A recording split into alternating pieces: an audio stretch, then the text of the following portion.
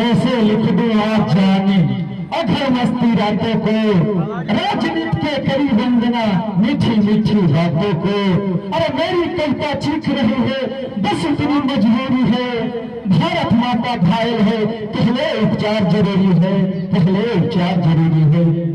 मेरे भाइयों एवं बहनों, 76 साल से हमारे देश पर अंग्रेजों ने हुक्म किया, लेकिन इनसे तो हम लोग स्वतंत्र हो गए, लेकिन हम आज भी गुलाम हैं। अरे पहले अंग्रेजों के गुलाम थे, अब इन कुर्सी के लालची नेताओं के गुलाम है। अरे चुनाव के समय तो सभी लंबी लंबी भाषण देते हैं, बड़े बड़े वादे करते हैं कि हम गरीबी मिटाएंगे, हम ये करेंगे, हम रोजगार देंगे, लेकिन करते कुछ नहीं। अरे कुर्सी मिलते सब वादे भूल जाते हैं, जैसे कोई पत्नी मिलने के बाद प्रेमिका से किए गए वादे। अरे गरीबी मिटाना तो उनके बस में नहीं, लेकिन इसमें तो गरीब को ही मिटाने में लगे रहते हैं। मेरे भाइयों बहनों, जिसका 66 पैमाना अगले हफ्ते हिंदू मुस्लिम दंगा से ही मालूम पड़ जाएगा।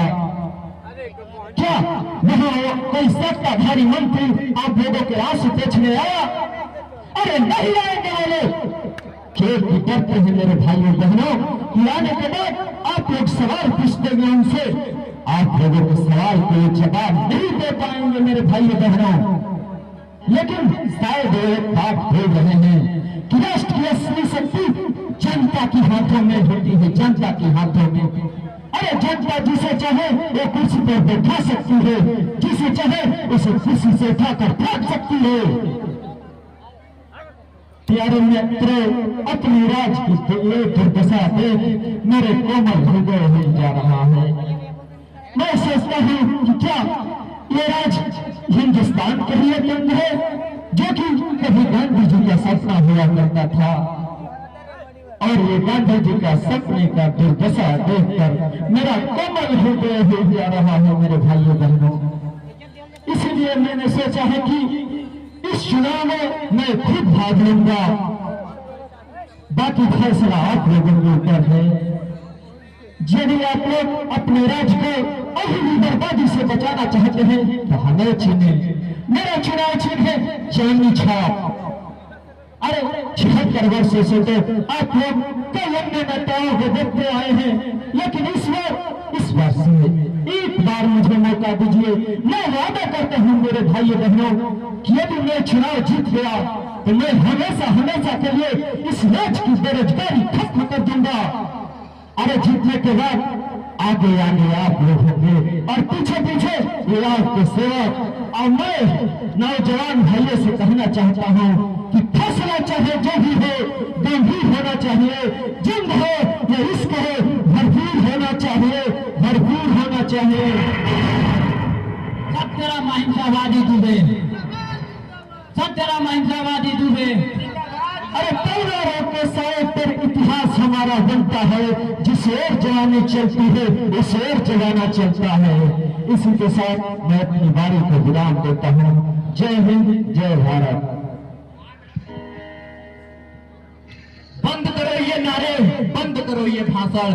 अरे किसकी जय जयकार कर रहे हो तुम लोग? हिंद सफेद पोषों की। अरे कोई नहीं करने वाला हमारा कल्याण। हर साल यहाँ पर चुनाव होता है, हर साल इनके जैसे नेता हमारे बीच आते हैं। चुनाव जीतने के बाद ये लोग अपना शकल भी नहीं दिखाते हैं।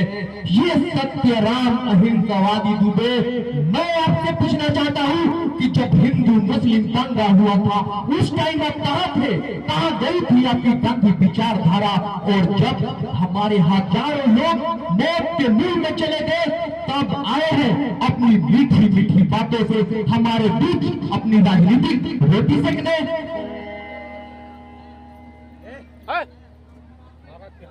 कौन हो तुम लोग? हिंदुस्तान की जनता में से मैं भी एक हूँ। मेरा नाम मोहन है। मेरे पास सभी डिग्रियां हैं, लेकिन फिर भी एक बेरोजगार हूँ। इतने से चक्चकों को भी लोगों को भड़का रहे हो तुम। भड़का नहीं रहा हूं नेताजी, इन लोगों को हकीकत का आईना दिखा रहा हूं।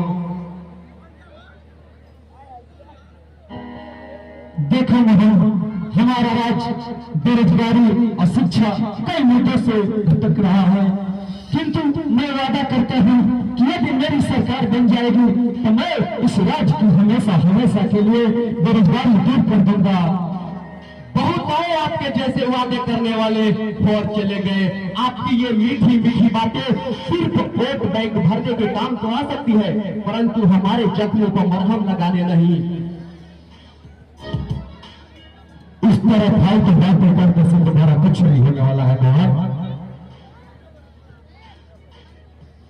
बोलने दो इसे नायर। अरे इसकी बातों में तो जनता की आंसू की झलक दिखाई दे रही है। अरे जब तक ये बोलेगा नहीं, जनता के दुख में मालूम कैसे पड़ेगा। अरे आखिर हम जनता की सेवा ही करने के लिए आए हैं ना। किस किस की सेवा करोगे नेताजी? अरे किस किस की आंसू पूछोगे? इन्हें देखिए, ये हमारे गांव का बुढ़ा गंगाराम है। इस नरसंहार में इनके परिवार के 18 सदस्य मर गए। यदि अब ये मर गए तो इसके परिवार में कोई नहीं बचा इनको मुफ्त अग्नि देने वाला। और इन्हें देखिए, ये हमारे गांव का गंगाराम है। इस बेचारे का बुढ़ापे का सहारा इसकी मात्र एक लड़की थी। उन जालिमों ने पहले उनके साथ बड़ी बेरहमी से इज्जत लूट लिया, फिर उसे जान से मार दिया। अगर ऐसे ऐसे मैं उदाहरण दूं तो हमारे गांव के हर घर में मिलेगा। मेरे गांव में हर एक घर में आंसुओं का सैलाब उमड़ रहा है। भूल कर भी उन आंसुओं का हाथ मत लगाना नेताजी, वरना डूब जाओगे।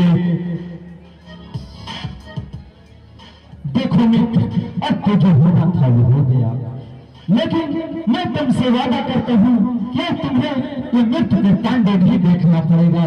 मैं कल ही बलिया में जाकर न्यायालय के सामने अनशन पर बैठूंगा और तुम लोगों को न्याय जरूर दिलाऊंगा, ये मेरा वादा है। सत्यराम अहिंसावादी दुबे